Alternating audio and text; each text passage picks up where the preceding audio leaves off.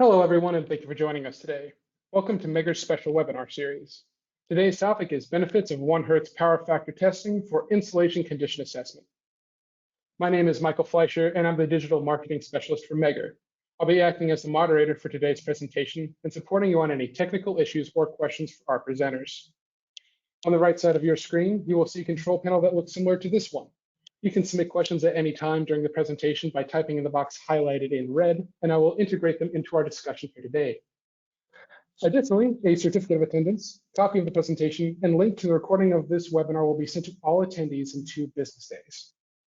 Our presenters today are Volny Naranjo, Deputy Director of the Technical Support Group, and Ken Petrov, Power Transformer Product Manager. To assist with the question and answer session, we will have joining us Sanket Bolar, Applications Engineer. All right, let's get started. Thank you for joining us today, Volny. Thank you very much, Michael, and welcome to everybody. So today we have a very short agenda. We are going to, of course, we're talking about power factor, but we are going to be talking only about the effects of frequency testing or testing at different frequencies, and we're going to be focusing on the 1 Hertz. So everything is going to, in the theory part, the basics parts, we're going to be talking only about the effects or showing how the frequency affects and the benefits of 1 Hertz. Then we are going to show you examples. Nothing better than to understand things, to see actual and real life examples. And we have the examples or the case studies divided in 3. We're going to show 3 types of cases. One, when the 1 Hertz measurement validates expected results. The second one, when we confirm questionable results. And the third one is going to be when kind of the most critical, when you think or you see that you're getting nice results at line frequency, but in reality, there's a problem in the transformer, and you can assess or you can find this with testing at 1 Hertz. And of course, we're going to be closing the presentation with the conclusions and product, showing the product. So why power factor at 1 Hertz? So let's start with what we do when we run a power factor test. So we have a transformer here. We have a 69 kilovolts to 12.47 kilovolts primary secondary winding, and we're looking at the inside of the transformer, looking at the insulation. So when we run a power factor test, what we do is that we de-energize, we isolate the transformer, and then we connect all the terminals of each side together, and this is to establish or to have an equipotential surface at the testing, for the testing, and to get the best results we can. So once we have that, we apply a voltage, usually 10 kV. If the transformer nominal voltage is less than that, we will go line to neutral, never to exceed line to neutral. And once we apply that voltage, we get a total current that flows through the insulation, basically a leakage current. Current is leaking from one side to the other side of the insulation. And well, in reality, this total current is made out of 2 different currents: the capacitive current, which is the highest magnitude there, and then you also have the real current or resistive current, which is something that is there because insulation is not perfect, but it should be very, very small, and that's why we are representing it with this thin line in the diagram. Now, these are vectors. Capacitive current will be 90 degrees phase, out of phase with the voltage, while the resistive current will be in phase with the voltage. Now, the total current is the summation of these 2 currents, these 2 vectors, and that is the angle, or that will create an angle here between voltage and total current, and the cosine of that angle is the power factor. Now, all of this is done at 60 Hertz, and this is what we do typically when we run a test in the field with a power factor test set. Again, perform at 60 Hertz. That's why we call it line frequency power factor. The assessment you need to correct the result at 20 degrees C. So transformers are not always going to be at 20 degrees C. If you just de-energize them, they probably are at 40 degrees C. And to be able to compare and to analyze the result, you need to correct that to 20 degrees C. And typically, we have been using correction tables made out of averaging transformers of different ages, different conditions. And well, because it's an averaging method, you can end up over or under compensating the result that you are obtaining. Think about two transformers. One, they are manufactured totally identical, contiguous serial number, and one goes to work to a place that has operates always under harsh conditions, and the other one is probably a spare transformer, and it's probably located at a location where it's a different temperature or it's operating at very mild conditions and no stresses. Those two transformers are going to age differently. There's no way you can compare or you can apply the same correction factor to those two transformers after 15 years of operation or life. So that is one disadvantage that we have with the line frequency power factor. Another thing that you can evaluate against limits set by standards, typically 0.5% for age transformers and 0.3 for new transformers. That would be your expected power factor, and kind of the top limit to stop the service of the transformer and do investigation and more testing is 1% of power factor.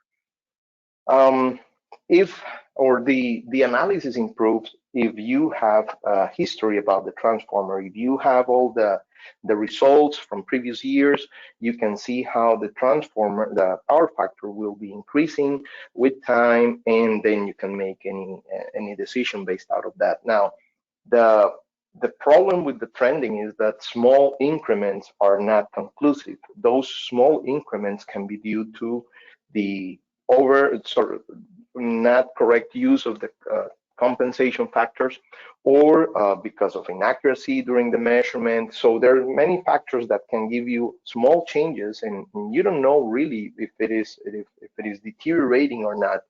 And then that's when you have to decide or to put the transformer. If you see a small increment there, you might put the transformer on a watch list and test more frequently, and you end up putting more or investing more time in that transformer to test, and you don't have a definitive answer until you have more data. So you have to wait for the transformer to deteriorate to be able to determine something additional on that. So there's, and then the other thing is that similar or in line with what I was saying, that you might be in doubt when the readings are not as expected. So you tested and it's above 0.6%, and is it, do you test it for first time? Is it good? Is it bad? So you might also end up doing an investigate. That is the typical operation with power factor testing. And the other thing is that early deterioration is not noticeable. So I think I already mentioned this. You have to wait for more changes, and that's why you test more frequently to be able to get more information. And you're trying to capture that early deterioration by letting time pass and get more information, more test results. So there's, of course, is a very good test. It's the one that we have been using for many years, but there's more things that now you can do and get better results and better assessment with power factor testing. So why 1 hertz? So I'm gonna show the benefits, and then I'm gonna explain why you get or how you get those benefits at lower frequency. So all the main point about testing at lower frequencies, and especially at 1 hertz, is that you have higher sensitivity in the result. You can see better. It's kind of magnifying the result that you are getting when you test at 1 hertz. With this higher sensitivity, you can validate expected results. So you get a 0.4, and you know for sure that that 0.4 is really it's valid, and it's a result that you can be confident about it. Confirmed questionable results, you get a 0.6. It is above the limit, but you are not sure. The transformer is not so aged. Should it be like that, or is it a problem in the measurement? So now with the 1 Hertz measurement, you can verify that. You can confirm that it is like that. And then the other case is you get a power factor result. It's good, 0.3, 0.35. And but there might be something underlying there that you don't see with the result because it is not sensitive enough. And this is the worst case. This is when you go and you get your result, everything looks good, and you go and pack everything and leave the transformer back in operation, and you might not see any the effects of these the early deterioration until a couple of months later or years later. So power factor is frequency dependent. Let's see why and what happens when you reduce the frequency or you change the frequency. So power factor is frequency dependent. And if we look at these insulation system, we have the 2 windings, and in between we have the spacers and the barriers. And this combination of spacers and barriers are part of the insulation. They are providing separation, they're providing insulation there. The cellulose is there to provide insulation. And on top of that, they create some channels where the oil will circulate for insulation purposes and also for refrigeration. So if we look at these unit, a combination of a spacer, a barrier, and a channel for the oil, it's kind of the basic unit of insulation inside the transformer. It has a geometry, it has a wide, a width and a height, and that will determine the basic unit of insulation of the transformer. Now, when we apply a voltage, to perform the test, this voltage basically it's an electrical field that you're applying there, and that electrical field is going to distribute through these insulation and through each of these units of insulation. So let's see what happens when you apply a frequency like 60 Hertz. If we model these in a finite element analysis method, then you're going to see that the lines of the electrical field are represented here, and this will be the barrier, this will be the spacer, and this area is the oil channel where the oil circulates. So you can see that the field is distributed uniformly or relatively uniformly in all of these units of insulation. So meaning that when you get a result, this result is showing you the overall condition of this unit of insulation and in general of the transformer. And that's what we get from a 60 Hertz measurement, an overall condition of the overall condition of the transformer. Now, when we reduce the frequency, see how the field lines distribute differently, and now they are going through the cellulose. They are everything kind of concentrates through the cellulose, and the oil is not being tested or affected as much with the lower frequencies. So in essence, what this means is that you are getting mainly a response from the cellulose, and this is the critical part of the insulation. The cellulose is where the moisture allocates inside the transformer. The cellulose is the one that deteriorates and ages in a way that you cannot recover it. If oil deteriorates, you can replace it, you can do treatment, but if cellulose deteriorates with aging or because of moisture or mechanical stress, then it's difficult to recover it, different than just a repair. So that is where you want to look at the insulation, and of course that's where one of the most critical paths where the insulation will start deteriorating first. Now, this response, this fields or how the field distributes depends on the materials. Of course, it depends on the geometry distribution. You can see here that we have the X, the Y, and depending on the construction, if it is a core type transformer or a shell type transformer, the spacers and the barriers are going to be different. So the geometry changes. And if it's a bushing, basically you have no bushing, no spacers in a bushing, you have just barriers.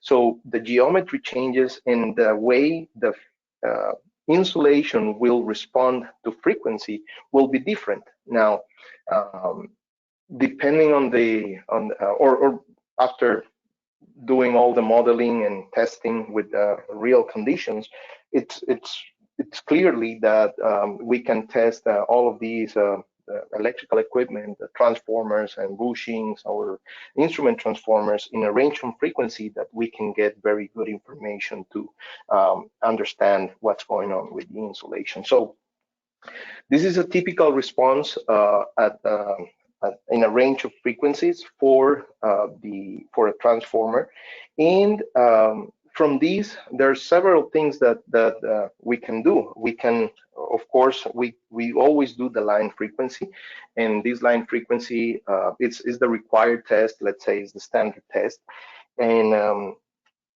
the assessment level of these tests improves when you do the trending. Already explained that. You get a good understanding of the insulation if you do some trending. But if you go down to 1 hertz, knowing already the effect that going to a lower frequency causes, now it's the same test. You don't do any change in connections. It's the same instrument, same connections as for the line frequency. It's the same test form. You don't need to change anything in the form. You don't need to select a different routine to test. It takes only 1 minute additional test time. You just wait for 1 more minute, add 1 more minute to the testing, and no trending is required because now you can see this magnified result or a condition of the insulation at 1 hertz.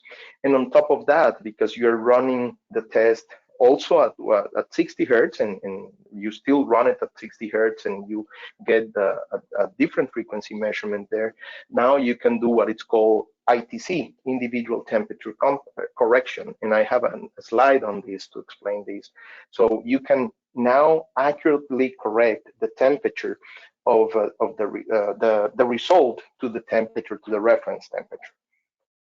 The method of changing the frequency or testing at different frequencies, if you do a bigger range, in this case 1 to 500 hertz, that it's called narrowband DFR, narrowband dielectric frequency response, which is kind of the main name for this technique.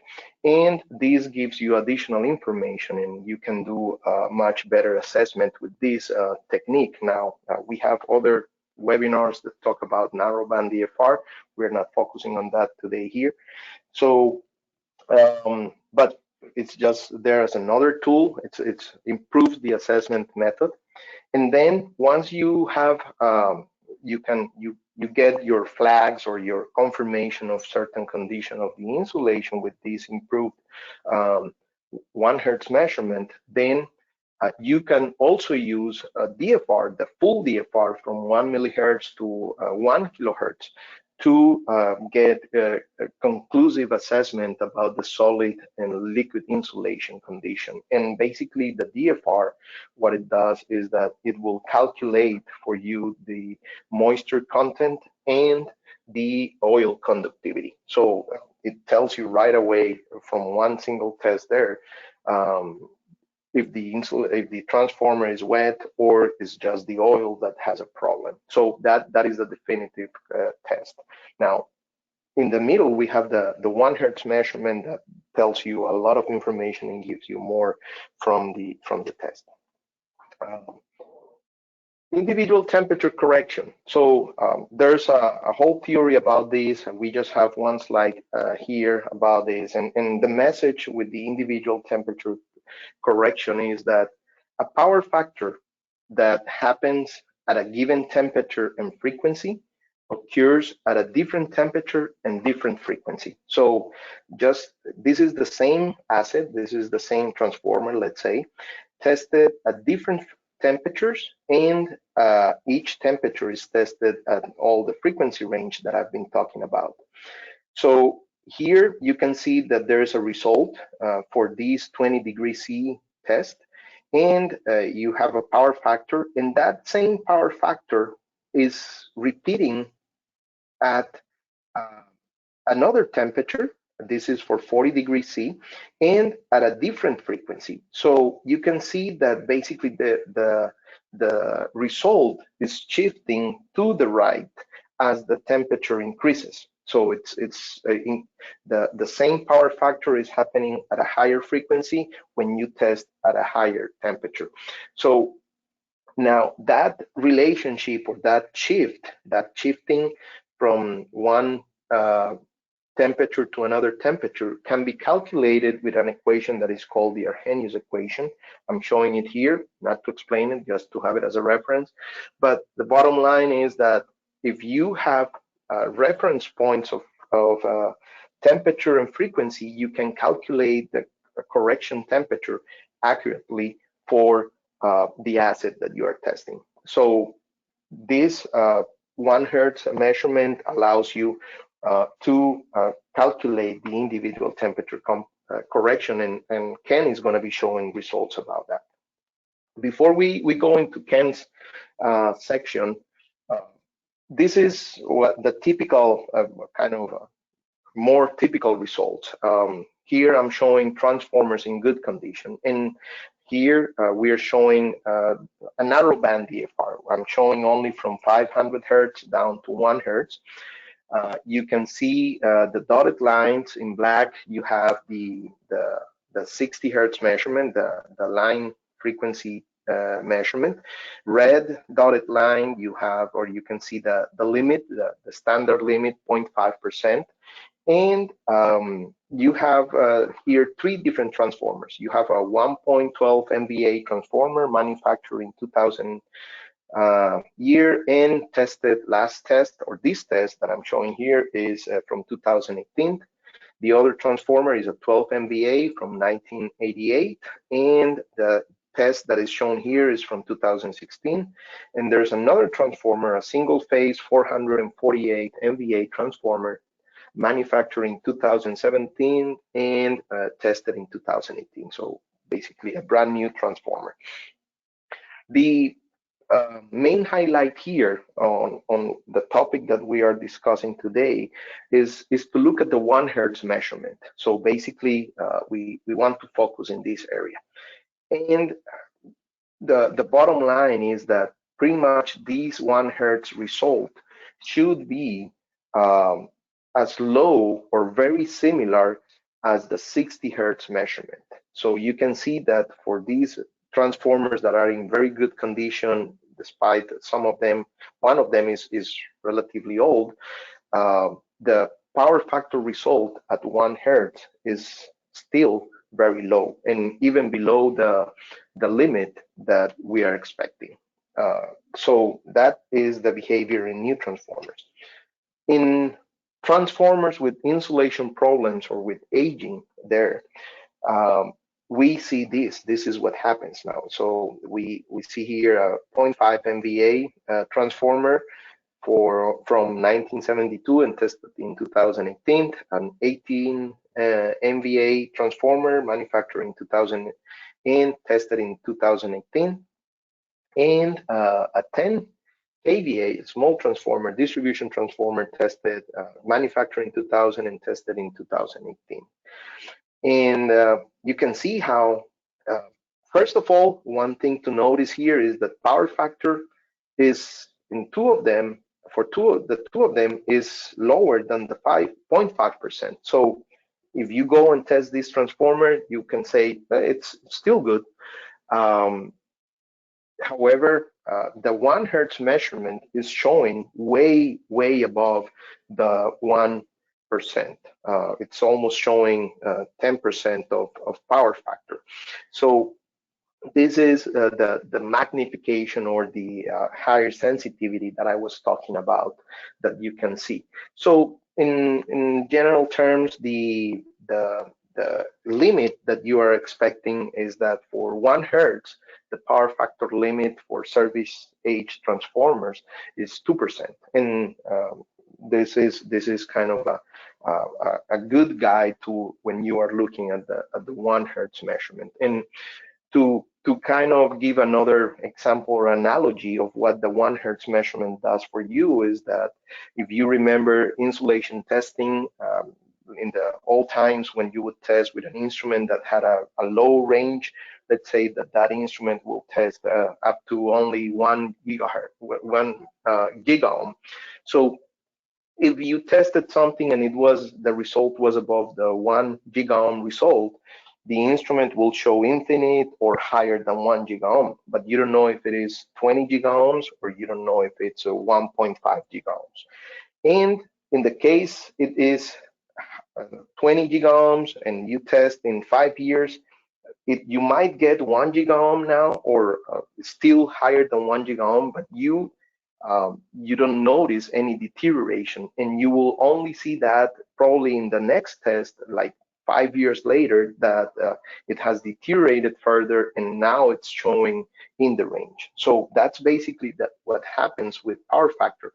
Power factor starts deteriorating at the low, or you can see the deterioration earlier in the low frequencies, and only when this deterioration increases with time, it will increase for all the frequencies, and only when it reaches 60 hertz is that you're going to see it.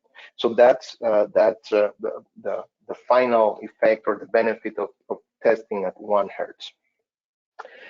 So having worked on these and knowing all of these, we improved our test forms to have the 1 hertz measurement. So you can see the typical test form here. You see the different insulations that you're testing from the high side, the 3 tests that are performed from the high side, the different test modes, and now we also show the connection diagram here. It's really easy to understand and to connect. If you are not familiar with the test, you can easily see how to connect. Then you have your 60 hertz results, and you will have your test voltage, your capacitance measurement, the leakage current, and the measured power factor, as well as the corrected power factor using ITC, as you can see here. And this is the insulation rating. So according to the limits, is this good? Is this an investigate, or is this a bad?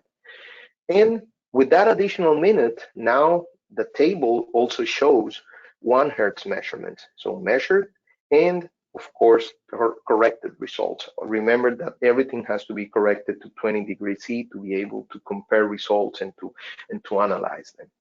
So with this, I'm done with the presentation of the theory and the concept of the 1 hertz measurement, and I can pass the presentation to Ken.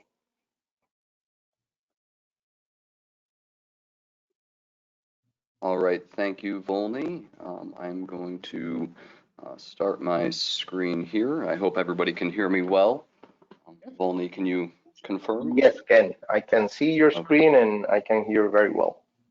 Okay, very good. Thank you, Volney, for that wonderful technical explanation. And, just to go back to the form, we simplified the form because we understand that looking at that Arrhenius equation or looking at those graphs makes it very difficult to understand where we're trying to alert you to potential problems with your asset, whether it's a transformer or a bushing. So that is why we made the changes to the form, so that way now you're armed with the technical knowledge and what we're doing and why we're doing it, but the form is going to be the best way to really highlight those potential issues for you to take action on. And what I'm going to do now is take you through 4 of those case studies, as Volney had mentioned earlier, where we're first going to look at how 1 hertz can validate expected line frequency results, and then finally how it can confirm or detect problems that you will not see at line frequency. This first case study here is from a 1965 56 MVA transformer, which was tested at 19 degrees C. Here we can see that these measurements for a transformer that is over 50 years old, they look very good, and this is also measured just with the temperature correction tables being applied.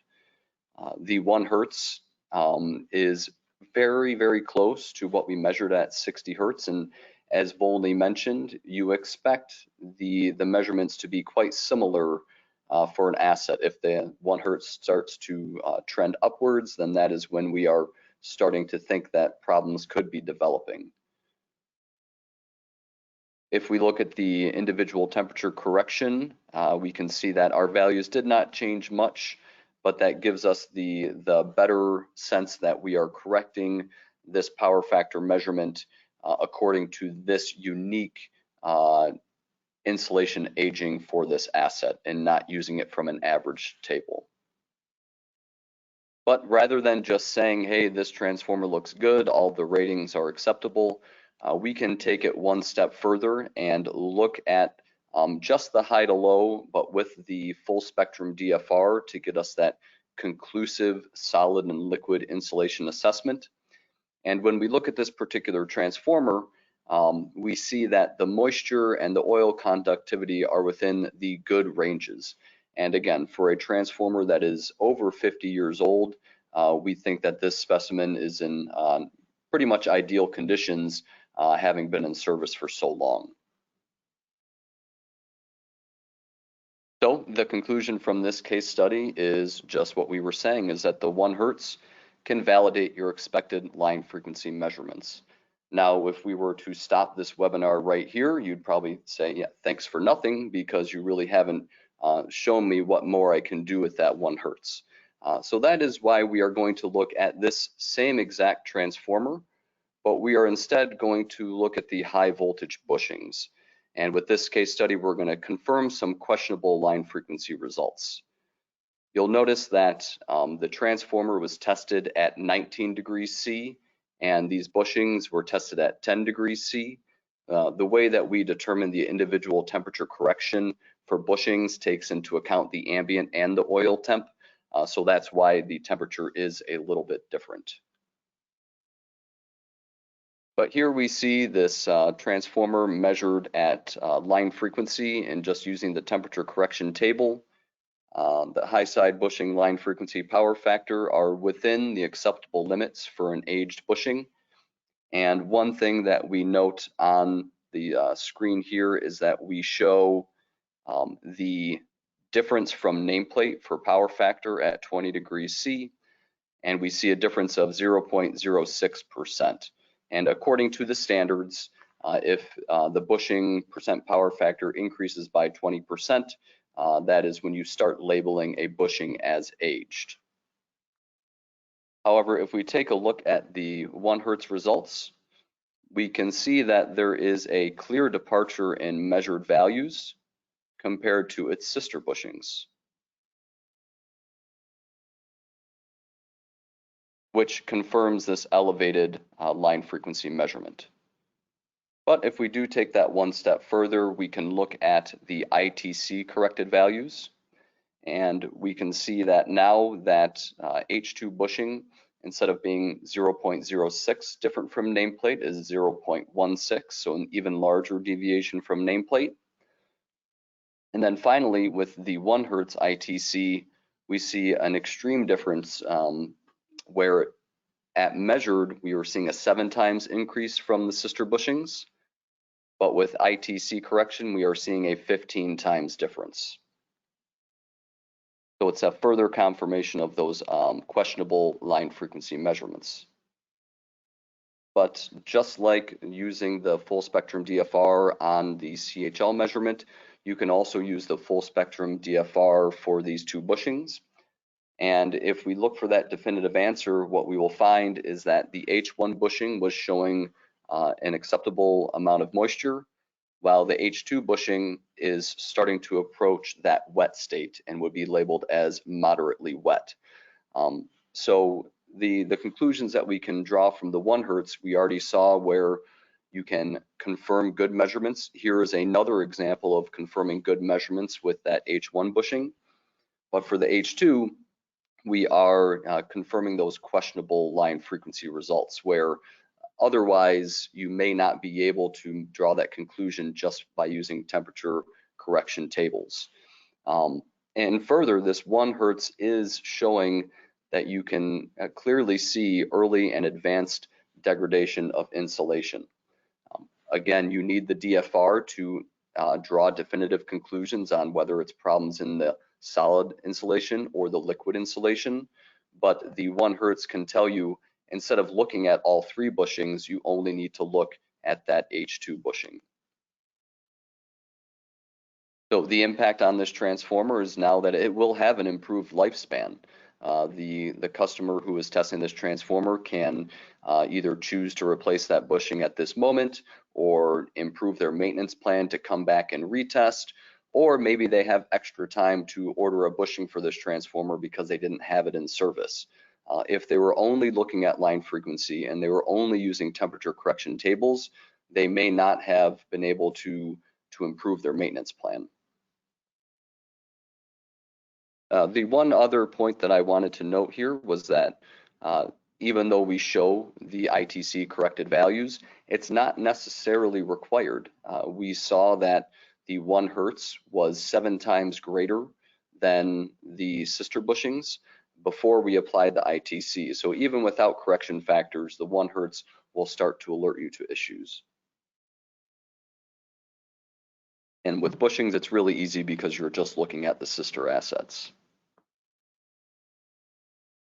So now we've taken a look at, confirming good measurements, confirming questionable measurements, but where the 1 Hertz really starts to shine is when you can detect problems when your line frequency looks acceptable. The first example that I'm going to show here is from testing of 3 X bushings. They are 69 kV, manufactured in 2002, and they were tested at a temperature of 11.5 degrees C.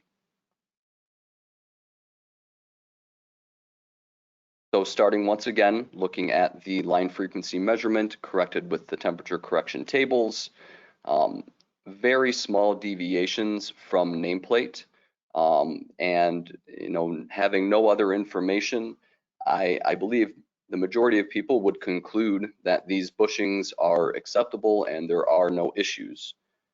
But again, taking a look at that 1 Hertz, the X3 bushing clearly shows a different response from its sister bushings.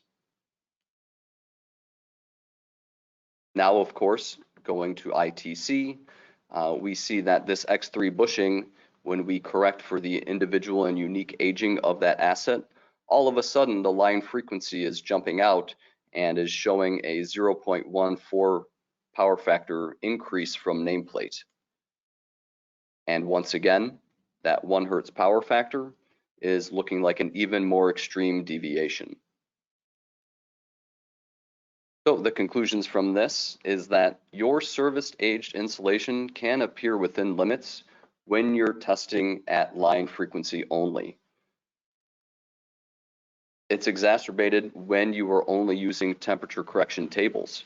Again, as Volney said, you can have the same transformer built by the same manufacturer, one installed in Florida, one installed in Alaska, and they are going to age differently. So temperature correction tables cannot be relied upon. If you read through the standards, it even says as much that it's too much of an average and it does not take into account the unique aging of a particular asset.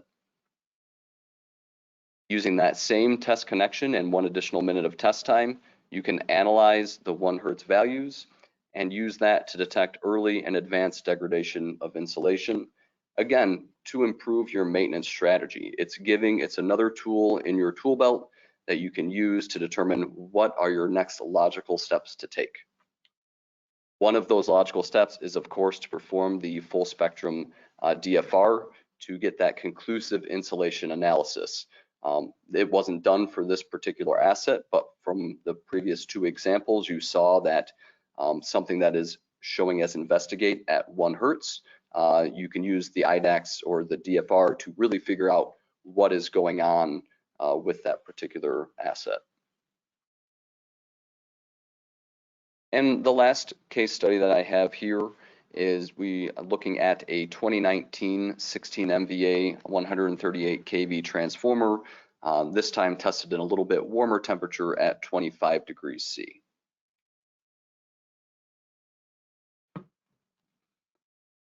So again, starting from the basis where the majority of people are testing today, looking at line frequency, correcting with temperature correction tables, this power factor looks excellent for a new transformer.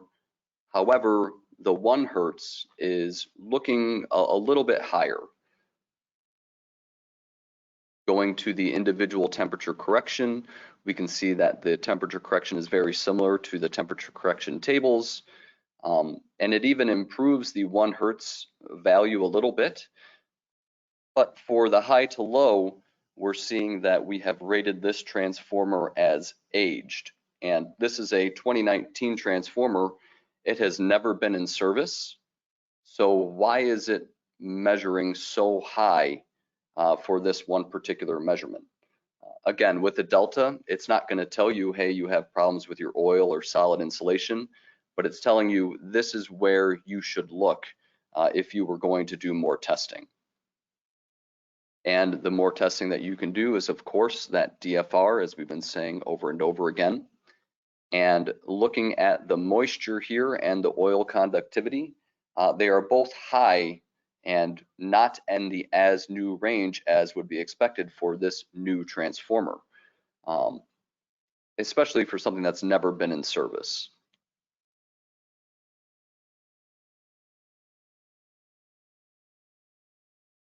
So what was this customer to do?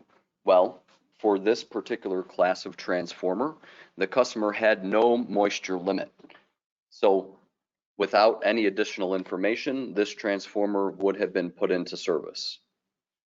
What this customer did know is that there was a limit for moisture and oil of less than 10 ppm per the IEEE standard. So this customer, having now used the instrument a couple of times, seen what the 1 hertz can do, decided to take some oil samples extracted at 26 degrees C and take those to the lab. And the results showed 15 and 16 parts per million. So further from that, this commissioning for this class of transformer failed. You always want the lowest moisture possible when you put a new asset into service to ensure that you are getting the most and best out of this asset. So with 1 hertz, you get this effective commissioning and can show problems before the asset goes into service. And we know that that low moisture is critical to the asset longevity, safe field operation, and reliability over the long run. But once again, the DFR is the definitive method. The 1 hertz simply alerts you to where you can choose to focus your maintenance efforts. And on these new transformers, the moisture should be less than 1% and the oil conductivity less than 0.37. So overall conclusions. If we consider only line frequency for our power factor assessment, the 10 kV line frequency power factor is insensitive to developing changes in insulation, and the temperature correction tables that have been in use for forever do not consider the unique operation and aging of an asset.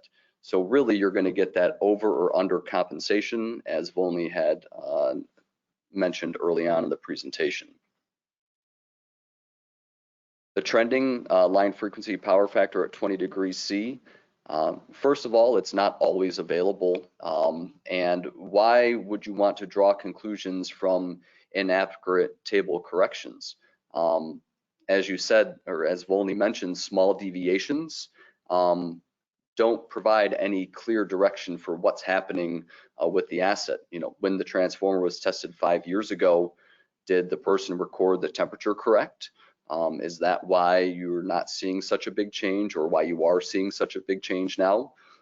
it really just causes a lot of questions when you're looking for specific results with trending and using these temperature correction tables.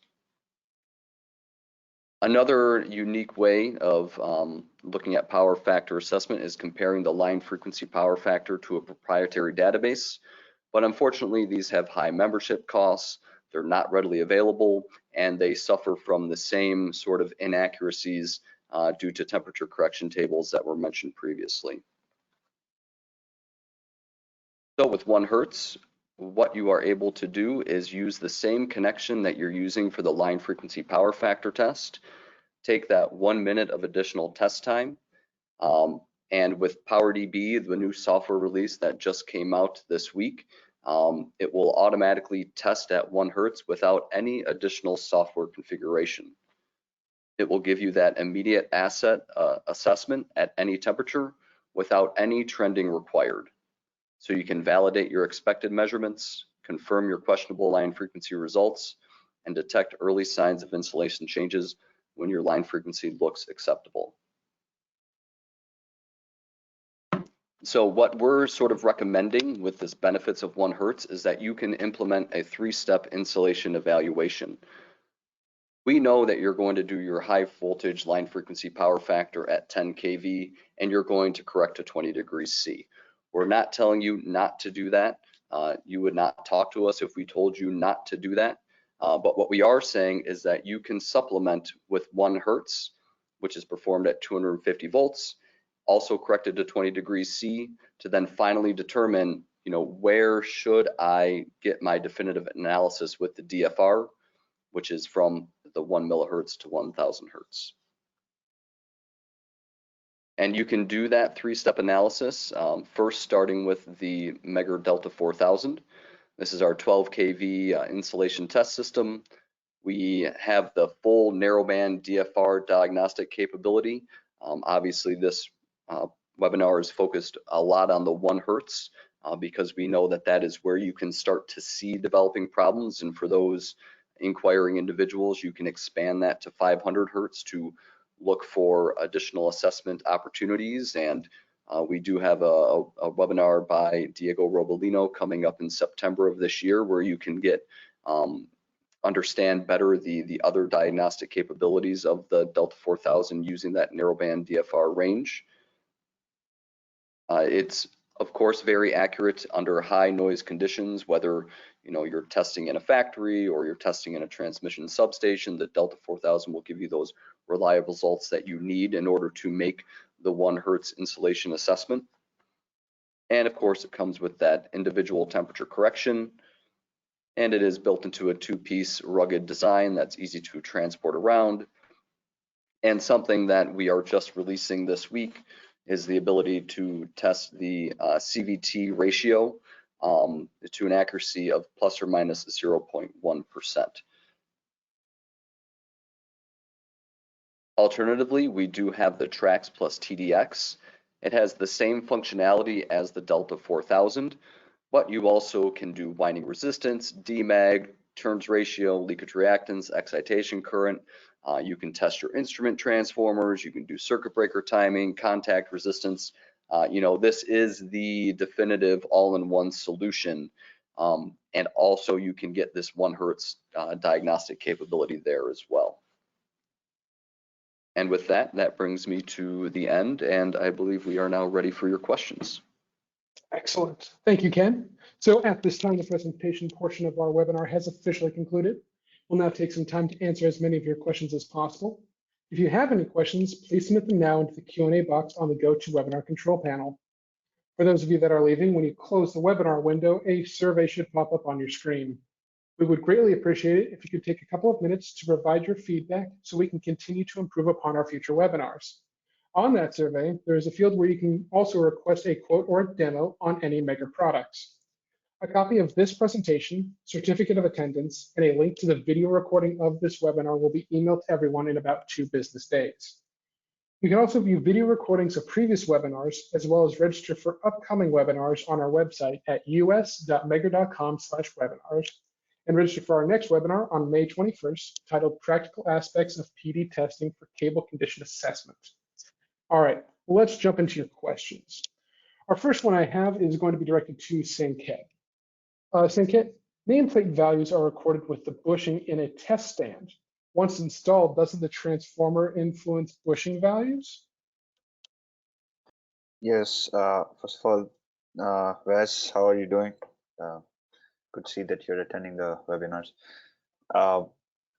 Yes, the answer is yes, but it doesn't affect the C1 so much as does the C2. So when you test on bushings, there are two components or there are two elements that you're trying to measure there. There's the C1 of the bushing and there's the C2.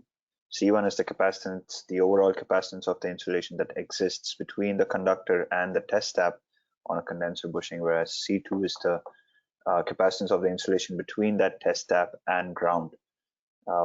At the factory, when the manufacturer measures these values on the bushings are mounted on stands. So the C2 value that's typically punched on the nameplate would be based off of that measurement. But when the bushing is mounted on a transformer, nothing changes for the C1, but for C2, the field changes because that section is inside a bushing turret now. So because of that change in the setting, you will end up, you can, not saying you will, but you can end up getting different C2 values. So if you are out in the field and you're trying to compare measurements between what's on the nameplate and on the field, you might end up getting very different values on the C2. The C1, however, should match up and you should be able to do a fair comparison. So C2, if you're trying to trend the results over time, always look at the field values. The first time you measure it out in the field, that's your reference value. And then henceforth, whenever you run any other test, you can compare it with that first value that you measured if you're trying to trend C2 values. Thank you, Sanket. And while I have you, could you please repeat what DFR stands for? So DFR stands for dielectric frequency response. People often get confused between DFR and SFRA. SFR is sweep frequency response analysis. So DFR, the term DFR that's used, and it's more commonly used when we started out with this, 20 years ago, the term frequency domain spectroscopy or FDS was used. But now DFR is the term which the industry agrees with, and that would be the term that you would come across when you look at IEEE documents as well. Dielectric frequency response means frequency response of the dielectric, right? You're subjecting the dielectric, which is the insulation, to signals or voltages of different frequencies, going from 1 hertz or depending on the test that you're doing, you're subjecting it to different frequency ranges, and you're seeing what the response of the dielectric would be to the changing voltage frequency. So that's why the term dielectric frequency response is used. Thanks, Sanket. Next is back over to Ken. Ken, for 60 hertz, 10 kV is applied for testing. What should be the voltage applied when we test at 1 hertz? So the Delta 4000 automatically tests at 250 volts, and that is based on the construction and design of the Delta 4000. There could be scenarios where you do need more test voltage. We do manufacture the IDAX 322 that is able to go up to, I believe it's 2 kV, or maybe it's like 1.4 AC. But that will get you more information. But again, that's why the IDAX or the DFR is the definitive response, because it gives you a little bit more power, and it can definitely hone in and tell you what is exactly wrong with your asset. But again, the Delta or the Trax plus TDX, it automatically does the test at 250 volts. And I would say in the majority of time, it is able to flag or identify areas where you would want to focus your additional test time. All right, thanks, Ken. Over to Volney. Volney, have you tried the 1 hertz PF testing on a 480 volt dry type transformer? Yes, well, the frequency testing can be applied to any electrical asset. However, the modeling and the understanding of the results needs probably a different approach and different look. All of what we presented today relates to oil paper insulation, and typically for dry type insulation or transformers, the power factor is higher, and better than the 1 hertz measurement or technique, you can better do a tip-up test where you increase the voltage, you perform tests at different voltages, and your power factor should not be different, or should not change too much from the lower voltage to the higher voltage that you apply. And if I could just add a little bit there, if you are happening to test lots of these type of dry type transformers, if you test at 60 hertz and 1 hertz, let's say you test 10 of the similar make and build and size and insulation aging, you will probably be able to start to understand what a typical response looks like, and then can look for differences as you continue to test more and more of those types of transformers.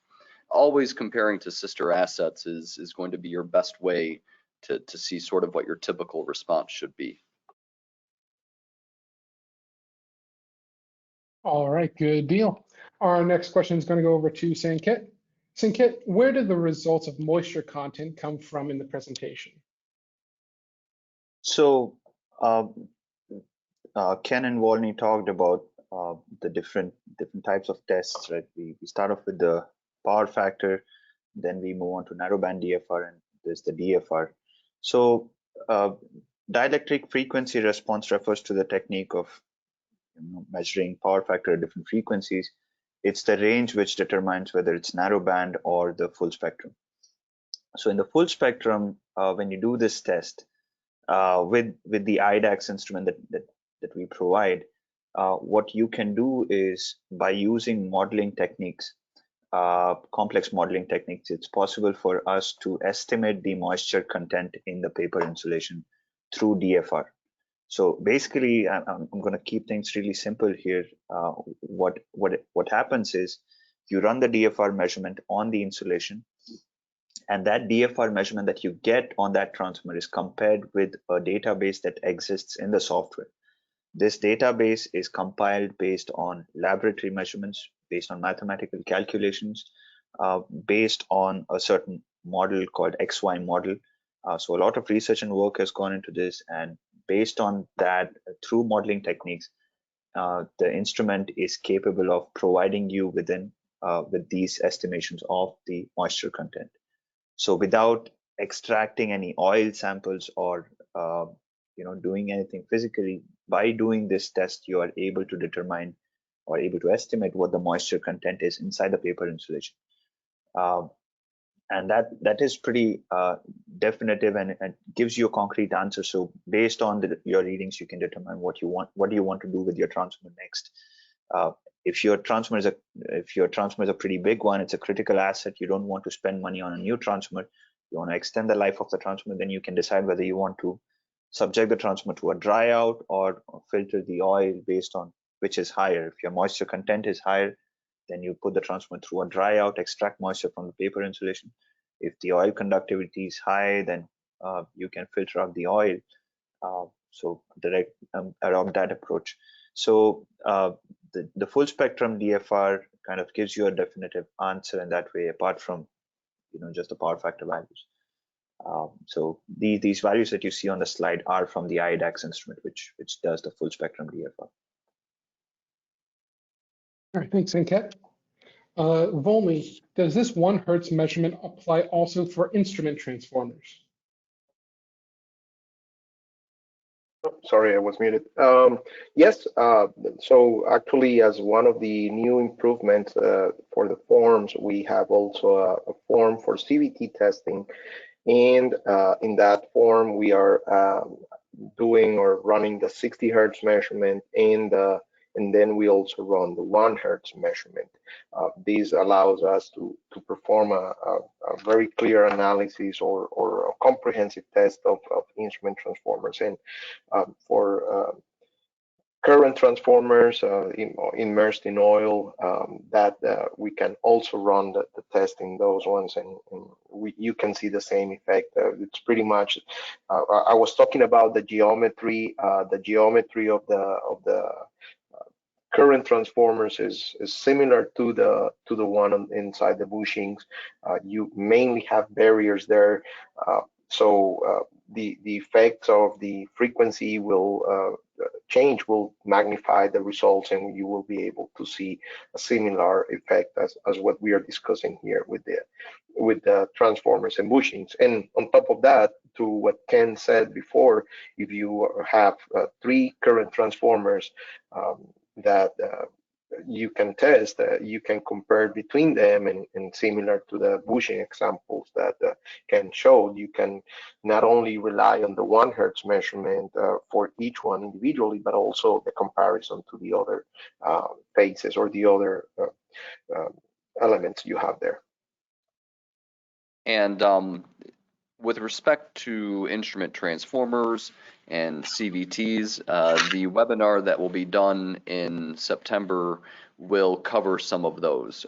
I do have a specific case study for CVTs, but I was asked to hold off on that one, so that way we could spread around some of this case study love to some different webinars.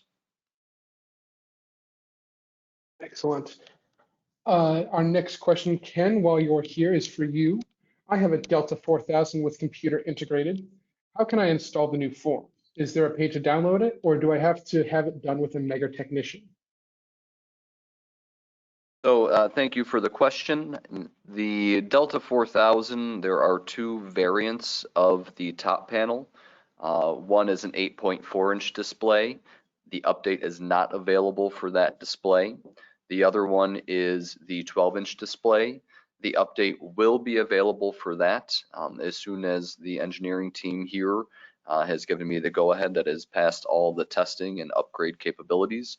I would expect that to be available in the next 2 to 4 weeks. It will be available through the Megger.com Delta 4000 page, so that's where you will want to look for that. All right, our next question is going over to Volney. All of this discussion is on transformers. What about OCBs? I realize bushings will show up. That is an interesting question. So OCBs, oil circuit breakers, they have the main insulation is the oil. There are additional components inside the circuit breaker or inside the tank that are insulating material, but I don't think they're used too much cellulose. And on top of that, well, the oil is in constant deterioration because of the arcing that happens when the breaker operates, when the breaker opens. So definitely the oil deteriorates very fast. In the bushings that are used for these oil circuit breakers, they are pretty much the same ones as the ones for transformers. So I would use the power factor testing 1 hertz measurement for the bushings. For the oil, probably the regular power factor is gonna show you the results. This oil deteriorates very fast, and I guess the other type of testing methods, oil gas analysis and all of that is performed for the oil testing can be used for the actual circuit breaker. But for the bushings, it definitely the 1 hertz measurement or technique is good and recommended. Thank you, Volney. Ken, a transformer manufacturer told us that we must send our test data to them for evaluation. Is this not required with Megger instruments? We are not advising that you do anything against what the manufacturer recommends. With the Delta 4000 and the 1 hertz power factor, we are simply saying that you will have an extra data point that you can use to determine where additional maintenance test efforts is required. If you send them data and you show them the 1 Hertz and they are saying, why are you looking at this? What does this show? We will be more than happy to talk to the transformer manufacturer, talk about full spectrum DFR and why we believe a particular result requires further analysis. But no, we are not advising that you stop reaching out to the manufacturer to discuss questions that you have.